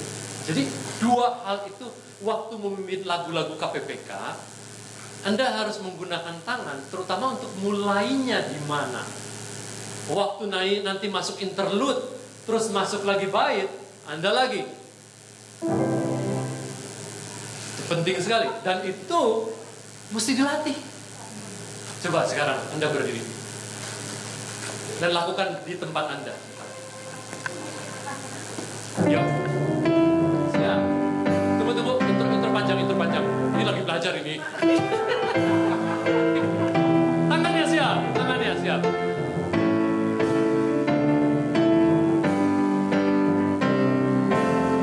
Angkat.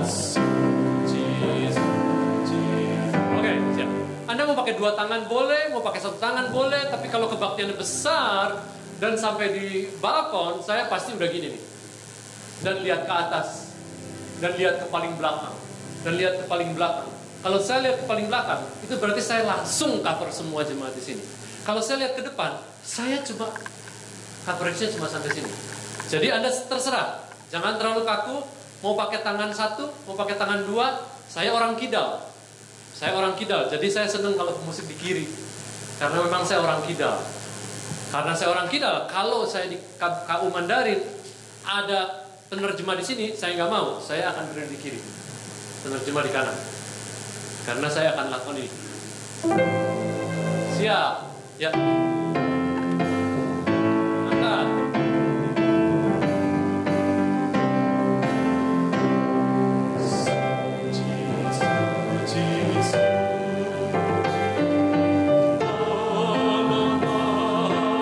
Oke, cukup. Silakan duduk. Sekarang lagu kontemporer yang tadi aja, yang dipakai Elis tadi.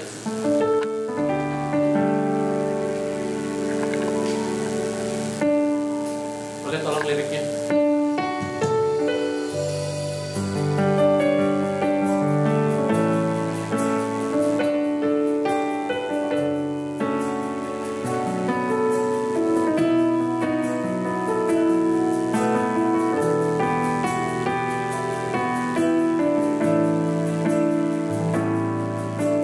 Sama, tekniknya sama.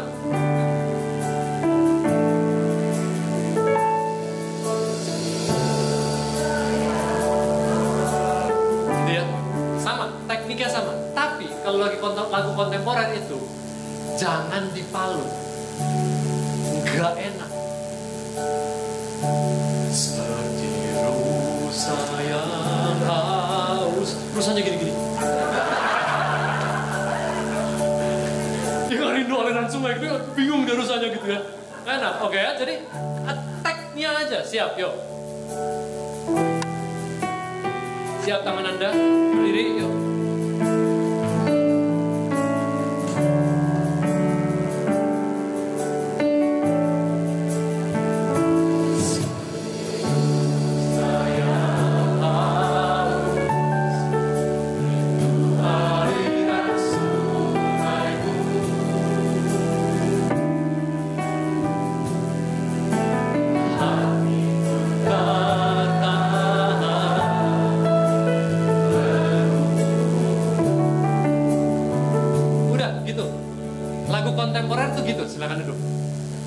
Jadi lagu kontemporer itu jangan dipimpin. Pertanyaan dulu. Teknik ini pertanyaan dulu. Silakan, ada pertanyaan nggak?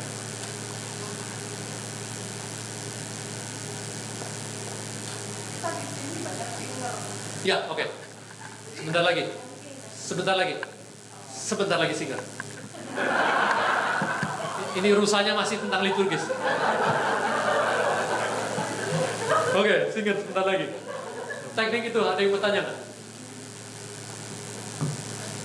Ya.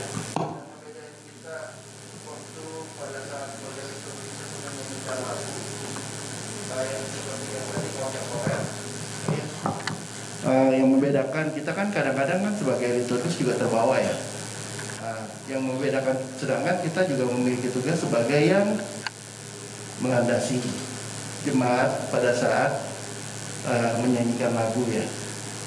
Jadi yang membedakan kita seharusnya seperti apa?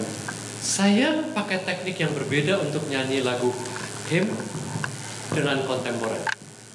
Jika Anda lihat tadi, suci, suci, suci, sama, mulia misalnya, mulia, majesty.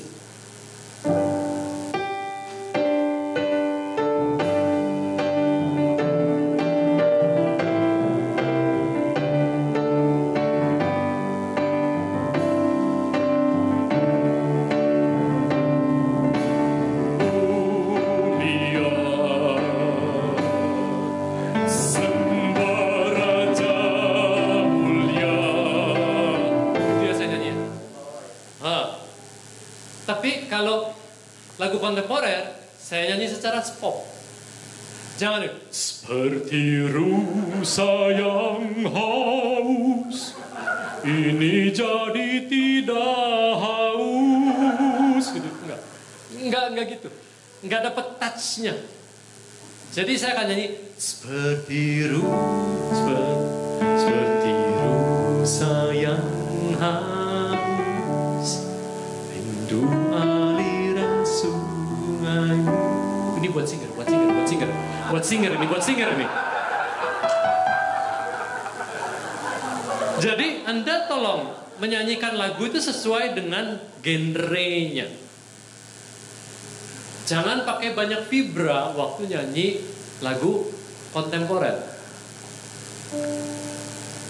Hatiku nanti. Coba, tolong liriknya. Seperti rusa. Bedanya gitu ya.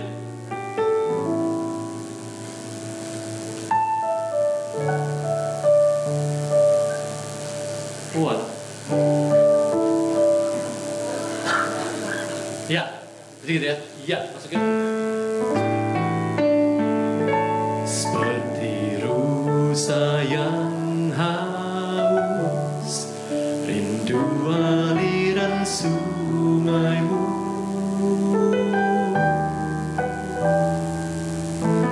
Hatiku tak tahan menunggu. Oke, sekarang singer. Ini GKY nih ya. Ini GKY, kita mesti mengakui dosa kita bahwa kita itu jauh sekali masih. Waktu ada singer 2 atau 3, jangan nyanyi unison sama-sama dengan liturgisnya. Gak menarik itu. Apalagi banyak yang ketukannya nggak sama. Di suku kata tertentu liturgisnya pakai sinkop, ininya nggak pakai sinkop. Tadi misalnya, balik lagi kata-kata tadi. Misalnya ini. Ini hatiku.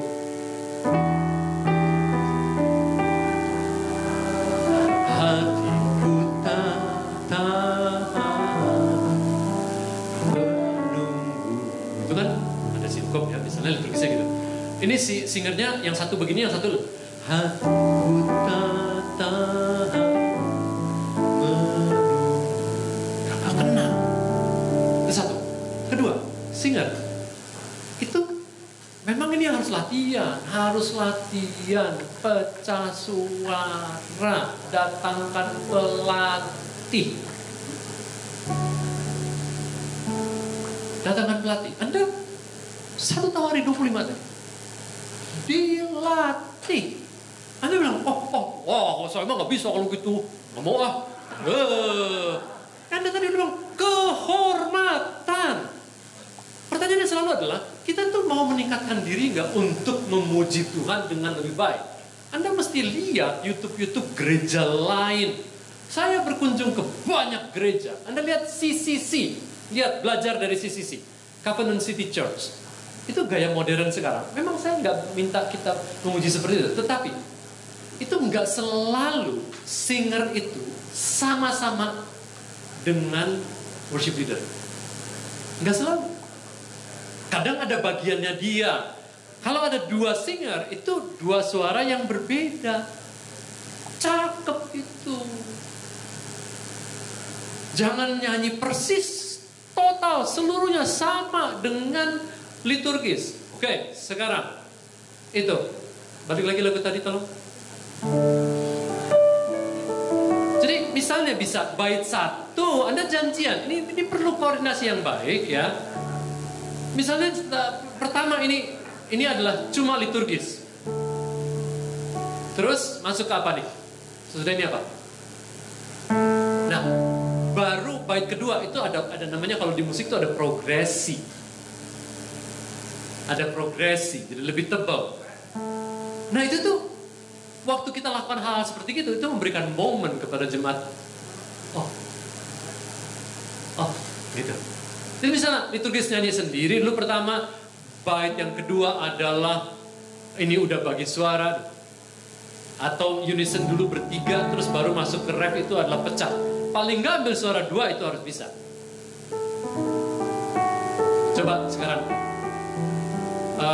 enggak, refnya. Hanya Engkau. Ayo, siapa yang mau nyanyi suara 2? Itu tadi ada yang bunyi di situ. Di dalam roh dan kebenaran. Ayo, bantu saya. Siap. Tuh. Wah, ayo, mic-nya. Ya. Oke, ya. Tuh, ya. Mana? Kenapa? Oh, siapa? Ada lagi satu di sini. Siapa? Rosa. Ersa. Ayo. Ini nih. Ayo, siap. Masuk raf ya. Yuk, siap.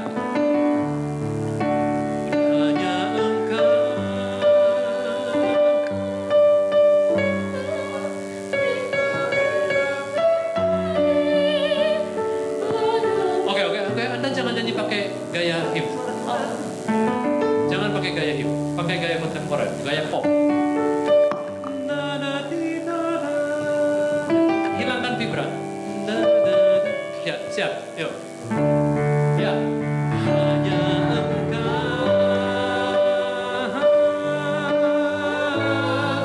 pribadi yang mengenal hatiku. Oke, kadang-kadang Anda bisa hanya Engkau.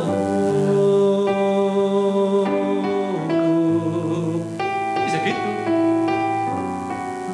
Jadi waktu ini ya, salah sendiri nanya singer loh, nanya nih, buat saya apa katanya gitu. Ini sekarang saya kasih tahu. Sekarang jadi tugas dan tanggung jawab Anda untuk ini. Stephen bisa pimpin bagi suaranya, ya dengan tadi. Artinya kita mesti latihan dengan lebih sungguh-sungguh, nggak bisa anggap enteng, nggak bisa, begitu, gitu ya. Pertanyaan, ya. Tanya Pak, kalau ya. Begitu singer harus ada salah 1, 2 itu harus berasal dari padus dong, anggota padus yang singer begitu. Bisa. Kalau tiba-tiba bisa fals, kalau tiba-tiba bisa suara 2 tiba-tiba di jemaat kedengaran aku fals. Ya, kita melengking. Itu sebabnya kan kita perlu latihan. Iya, tapi harus asal dari anggota padus nggak? Belum tentu. Belum tentu. Orang padus kan biasanya orang baca. Jadi dia harus baca untuk lihat. Tapi orang yang nggak dari padus itu nggak baca juga bisa ambil suara 2 suara. Tapi bisa dilatih bersama pemusik. Pemusik akan kasih panduannya. Gitu. Gitu ya. Siap kan? Loh, ditanya siap, mengguyu bayi gitu loh. Siap. Bagus. Nah, kadang-kadang nggak nyanyi bertiga. Misalnya ada singer 3 di sini. Gitu ya. 3. Nggak semuanya perlu nyanyi semua bagian. Dan kita biasanya di GKY unison semua. Saya nggak pernah mau pakai singer kalau di ibadah biasa. Dan kalau orang singer dengan saya harus surah 2, 3, 4. Harus. Kalau nggak ngapain? Nah, saya nggak bilang Anda berdosa selama ini. Enggak ya, enggak.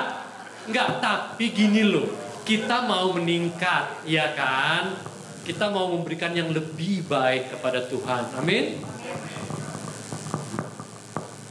Kalau Anda datangkan seorang pelatih vokal dan melatih sekaligus untuk itu adalah investasi yang sangat baik sekali. Begitu. Membuat kita bisa mengambil suara dan itu indah ya. Begitu.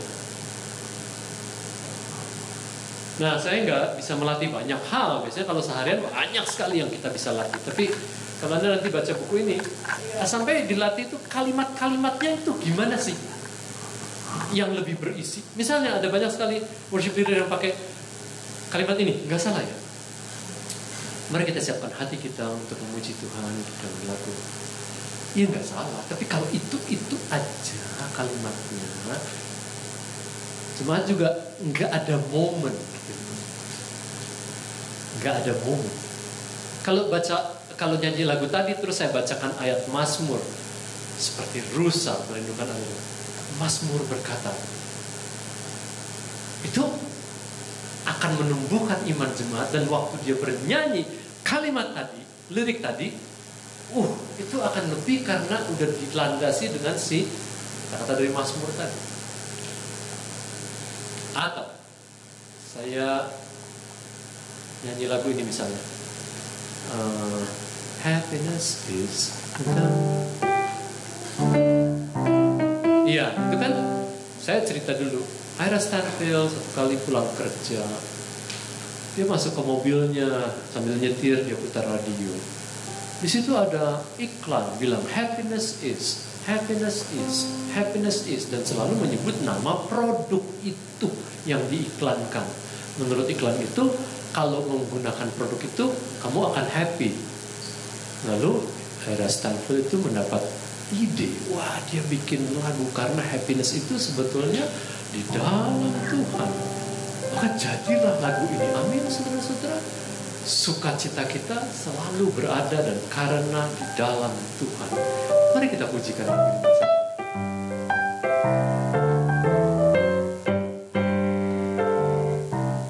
Gitu. Langsung. Ringan. Nah, di kita juga nggak pakai yang gini-gini. Nggak pakai. Di kita nih ya, GKY ya. Kalau GI masih pakai. Tapi ini nanggung banget. Kalau buat saya nanggung banget. Kalau pimpin pujian, menikah enggak? Hah? Kadang-kadang Anda berekspresi. Happiness. Ada bro, saya akan keluar dari mimbar sering gitu ya. Sungguh, saya balkon indah,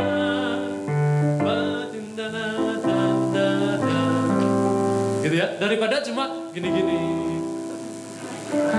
Kecuali Anda memang mau memimpin jemaat bergerak dan mari bertepuk tangan.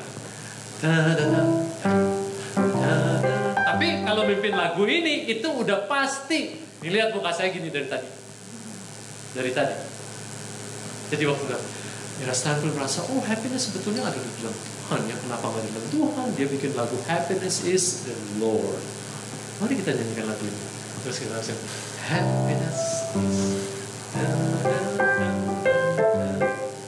gitu. Ya, pertanyaan. Sebagai singer kan biasanya ada 2-3 orang singer tuh. Tentang ekspresi ya, ada 2-3 orang singer baiknya sama atau bagaimana begitu? Maksudnya gayanya gitu. Ekspresi ketika bernyanyi gitu ya.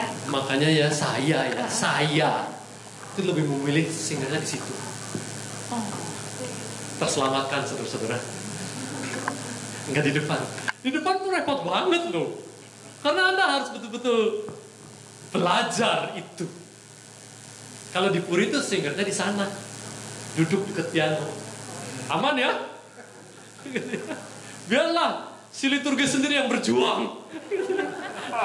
Ini kalau Anda ada 3 di sini, Anda bertanggung jawab untuk mengerahkan segalanya untuk menolong jemaat menyembah di dalam roh dan kebenaran. Makanya kalau tadi pertanyaan, kita singer Pak, jadi gimana kita? Loh, semua yang saya katakan tadi adalah untuk liturgis dan singer. Kalau Anda sebagai singer, Anda nggak melakukan hal-hal yang tadi, foto wae, Anda mengacaukan satu tim ini. Jadi jangan pikir bahwa apa yang saya jelaskan dari tadi mengenai ibadah dan semuanya, mengenai ekspresi ibadah, mengenai menjalankan liturgi itu hanya buat liturgis. Iku foto wae, iku buat singer. Kalau yang sungguh-sungguh berserah, Sabtu itu berperang secara rohani. Saya berperang secara rohani Sabtu untuk menjadi liturgis. Saya merenungkan Mazmur yang saya baca, saya merenungkan ayat-ayat yang akan saya baca besok. Saya menulis doa-doa saya. Supaya itu bukan doa yang iya. Nanti Anda baca di buku ini bagaimana menyusun kalimat-kalimat itu, dan doa-doa itu dari mana asalnya? Dari firman. Kuat sekali.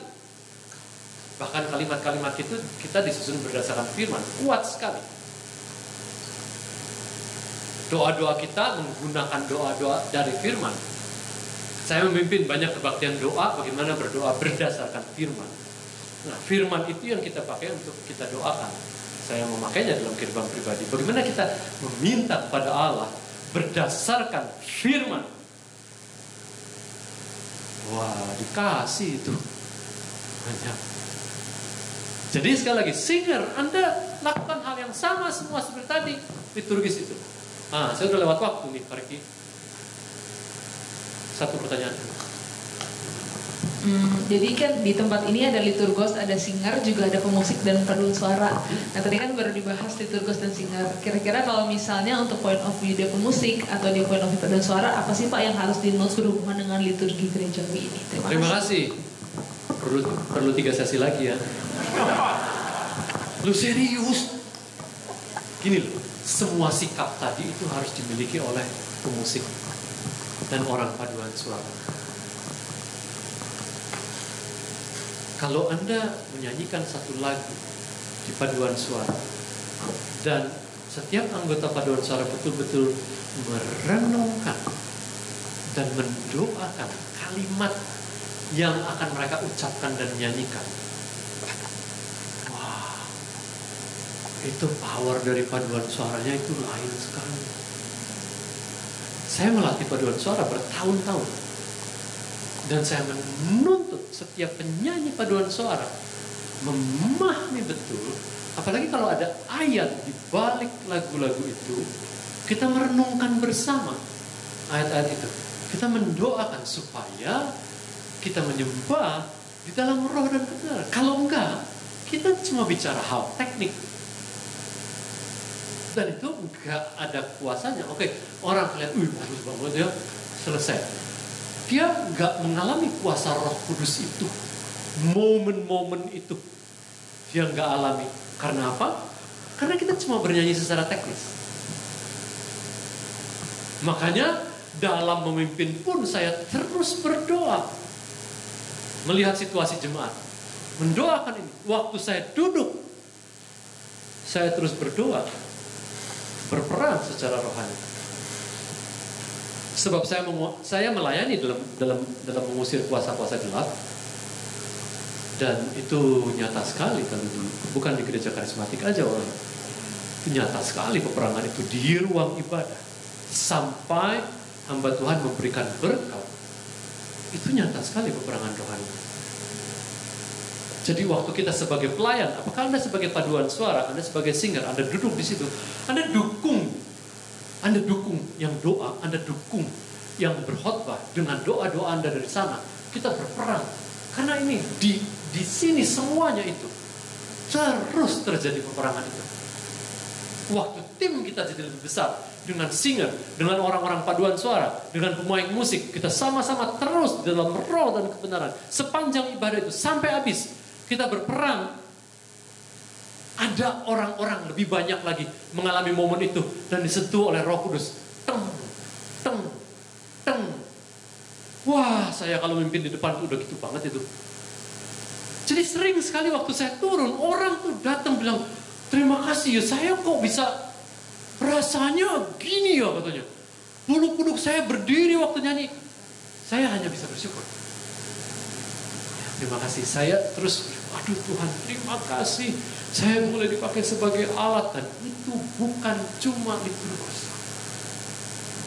Itu Anda waktu berdiri sebagai singer, sebagai anggota paduan suara, waktu Anda duduk di situ sebagai pemusik, waktu Anda hanya menekan tuts itu secara teknis, tapi nggak memainkannya dalam roh dan kebenaran, you have no power at all. Jelas. Semoga dalam kesempatan lain kita bisa berlatih hal-hal teknis dan menambahkan di situ bagaimana dalam roh dan kebenaran dari persiapannya sampai selesainya. Makanya waktu saat teduh itu, saat teduh selesai, doksologi, berkat, amin, amin, amin, amin, selesai saat teduh, kita duduk, kita bersyukur. Oh, Tuhan, terima kasih. Engkau sudah hadir menolong jemaat untuk bertemu denganmu secara pribadi. Seperti tadi Perry Webb katakan, ada orang yang imannya bertambah, ada orang yang memutuskan sesuatu, ada orang yang kasihnya bertambah, ada orang yang memaafkan orang lain di dan melalui ibadah itu. Itu tugas kita itu sebagai pelayan ibadah. Amin.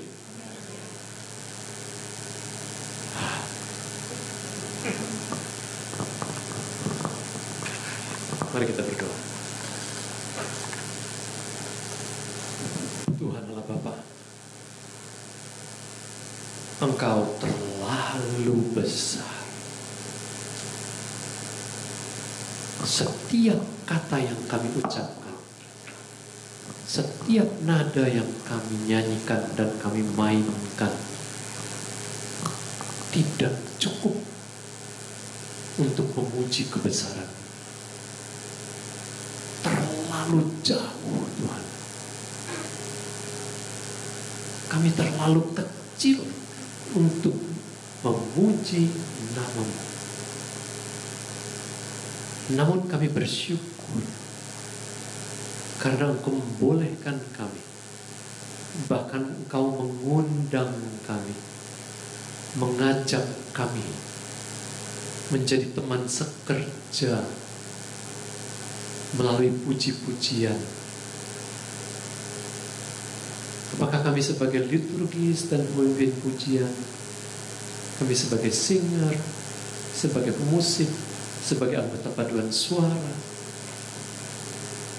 kami punya tugas yang sungguh besar karena nama-Mu yang besar. Tuhan, pada saat kami memahami beberapa hal lagi sore hari ini, tolonglah kami untuk menjadi pelaku-pelakunya. Tolonglah kami untuk belajar dan berlatih lebih lagi untuk kemuliaan nama-Mu. Dan dengan demikian kami diperbolehkan untuk menolong, memimpin jemaat untuk lebih lagi menyembah-Mu dalam roh dan kebenaran. Kami berterima kasih untuk sesi sore malam ini. Kiranya Tuhan senantiasa memberikan kami rahmat yang baru setiap pagi, yang melayakkan kami untuk menjadi pelayan-pelayan. Dan kami bersyukur untuk kasih setia-Mu yang tetap selama-lamanya bagi kami. Kami bersyukur, berdoa hanya Tuhan. Satu nama, nama yang kami sembah dan kami puji, Tuhan Yesus, Raja dan Juru Selamat kami. Dan kita semua katakan, amin.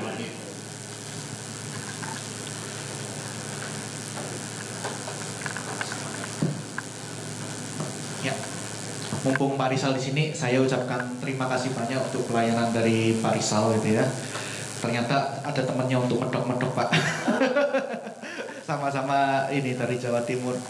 Ya, terima kasih untuk setiap masukannya, setiap materi yang sudah disampaikan, sehingga mengingatkan kita kembali, menegur kita bagaimana kita harusnya melayani. Ya, ada beberapa pengumuman yang saya sampaikan. Nanti ada disediakan konsumsi di luar di sana ya, di lobi ya, benar ya Pak Riki ya. Nanti bisa langsung ambil di sana. Lalu ada pelatihan berikutnya sebenarnya yang kali ini sebenarnya harapannya adalah kita bisa bersama-sama berkumpul untuk menyamakan persepsi kembali mengenai liturgi kita, pelayanan kita. Dan Pak Rizal sudah mengingatkan kita. Nanti nextnya kita ada pelatihan secara skill. Aslinya kita buat di bulan Juni, namun ada kegiatan sinode, jadi ada perubahan lagi mengenai tanggal dan waktunya. Nanti kita akan infokan kembali, dan saya harap kita bisa mengikuti semuanya. Kalau kata Pak Rizal bisa seharian. Sanggup nggak kita bisa ikut seharian kalau Litmus ngadain? Bisa ya? Bisa ya? Mau di-upgrade lagi ya? Bisa Pak. Nanti kita akan masuk ke sesi-sesi yang berbicara mengenai teknis-teknis pelayanan kita per section gitu ya. Worship leader, singers, paduan suara, pemusik, dan seluruh yang terlibat di dalam pelayanan kita. Jadi nggak usah bingung, ini singersnya kapan nih, paduan suaranya kapan, kayak tadi ya. Kita akan lebih komplit lagi. Oke, setelah ini kita akan foto bersama. Namun saya harap kita tutup dulu dalam doa ya. Nanti setelah itu baru foto bersama. Mari kita sama-sama berdiri, minta Musafaritus ada nggak? Udah ada ya. Contoh Markus boleh? Tutup kita di dalam doa.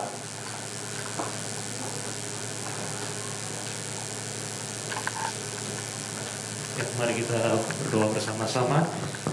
Tuhan, kami menutup untuk seminar pelatihan akan pelayanan di dalam kebaktian umum dan juga ibadah-ibadah di gereja ini.